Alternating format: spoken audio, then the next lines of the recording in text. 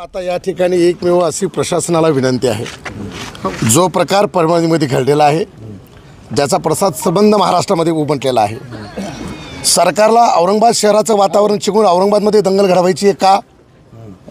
जर सरकारचं असं म्हणणं असेल किंवा सरकारची अशी जर गुप्त भूमिका असेल तर प्रशासनाला आमची हात जोडून विनंती आहे.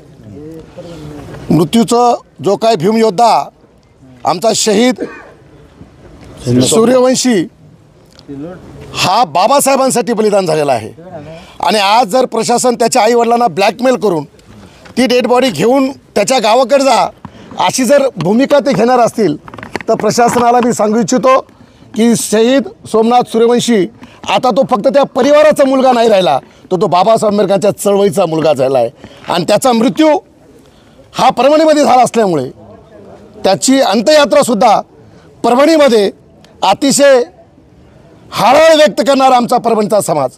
परभणीचे लोक हे आक्रमक आहेत, तितके सेन्सिटिव्हसुद्धा आहेत.